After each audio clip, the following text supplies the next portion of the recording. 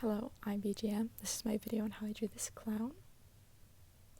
I started off by using a kneadable eraser, and then I did the base tones for the skin, which I kind of used that mid-tone, and then you'll see I swapped out that lighter tone on the table for a darker tone, just to use as like a base to the shadow.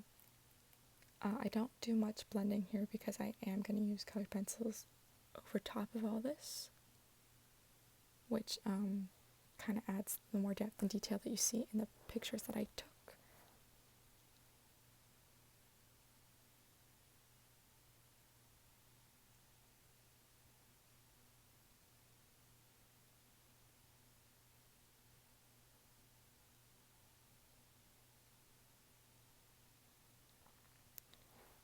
Shortly after doing all of the skin tone, I move on to coloring the base of the eye in that patch, and then start to do the base coloring for the hair, which again I use a darker color and a lighter color, and don't do much blending because I'm going to go over it with colored pencil to do all that detail and base. Like I'm doing here, just blocking out where the darkest points of the shadow in the hair are going to be, and then going over with the base light color, which I do end up going over a few times just to make it darker because it was coming out too much of a pink color instead of the vibrant purple I was wanting.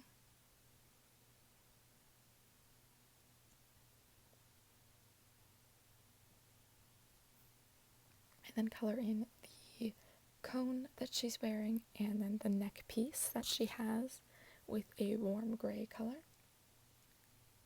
Going over the hair again like I said I would. And then I color in that bottom piece of the neck piece with that same purple color.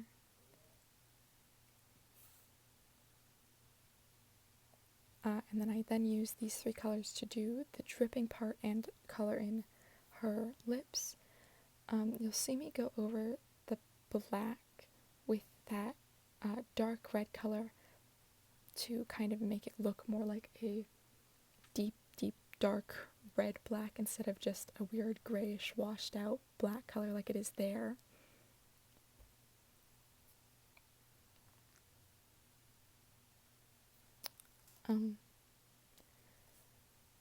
I do swap out that pink color for the red because I did not like the pink. I do like the way the red looks a lot better. I then add in the eyebrows and add a few little splotches of that goop stuff. And then I bring in my Prisma colors to add in the color pencil. I use that brown color to finish the shading or add depth to the shading. And then I do use a darker brown and that purple to go under the eyes, or under the eye I should say. I then start to add that dark purple to the hair to add texture and depth to the hair, which you'll see me do to every piece of the hair. And I left some bits where there was no of that dark purple. Sorry, I cannot word. Just so it made the hair look like it has some parts that are more lit by the light and then darker parts that aren't, because it's like very shiny, reflective hair. I do the same thing to the neck piece. And then I go in to shade that cone that she's wearing on her head and the neck piece. You'll see a lot of back and forth between the head piece and the neck. This is when I decided to use the pen, a ballpoint, instead of using my liners. I'm very loose and not so bold in the hair lining, just because I wanted to add deepness to the color and not so much be like a full bold liner like I do with the rest of the piece. But I do pretty much the same thing that I did with the colored pencil, just to a lesser extent. And then I start to line the face and the neck, and then I move back to the hair because I cannot do one thing at a time apparently.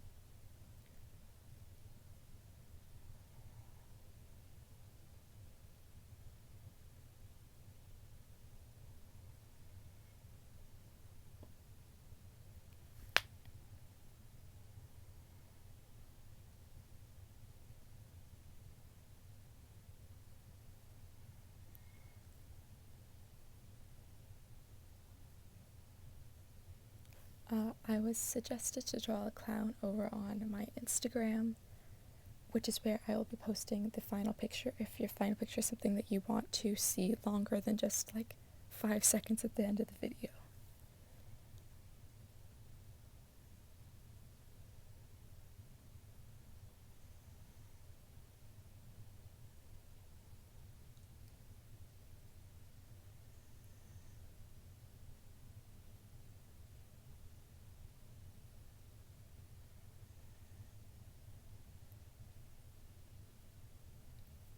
I then begin to line the face, starting with the lower half, and then I move up to the eyes of the face, or the eye of the face, which I do a lot of really bold lashes on the eye because I wanted them to be very exaggerated, and then I do smaller ones on the lower lash line. And then at some point I will add the stitching into the eye patch that she's wearing, and then finish up pretty much the little black markers on her face, because I wanted to add them in so they sat above the rest of the skin tone. And then I do the nose and the black piecing of the nose. You'll also see me add in little hatch marking to add more shadow, like depth to the shadows, I should say.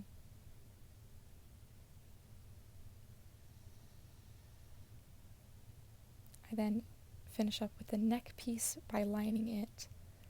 You'll see me go in and add a few little random little loop parts just to add more exaggeration to where the fabric folds over.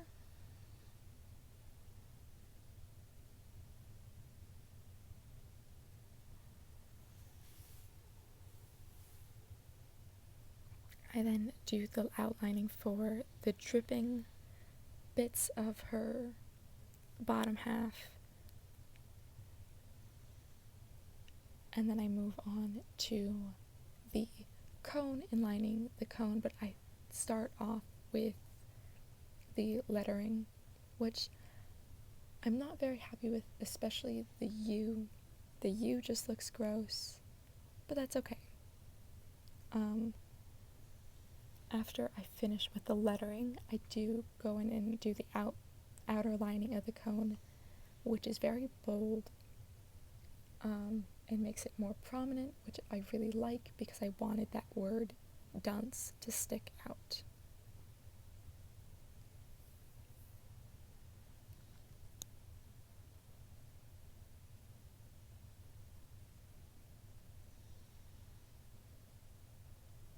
I then bring out a silver marker, or pen I should say, and I do all the little bead pieces, as well as add the highlights to her eyes, her lips, her nose, and to the drippy bits.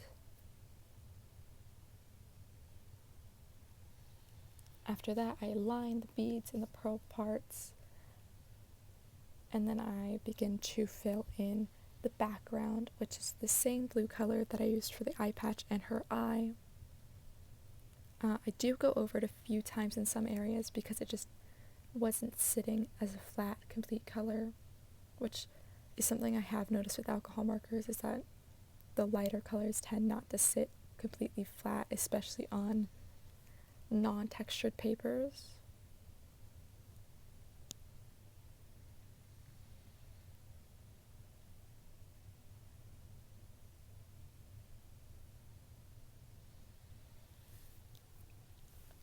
After I fill in all the blue, I bring back out that silver pen and I do a little bit of like a lining around everything in the drawing, just to like add attention or detail to it, although you can't really see in the video. And I sign it and date it, and that is the end of the drawing. I really hope you guys enjoyed this despite my sucky narration.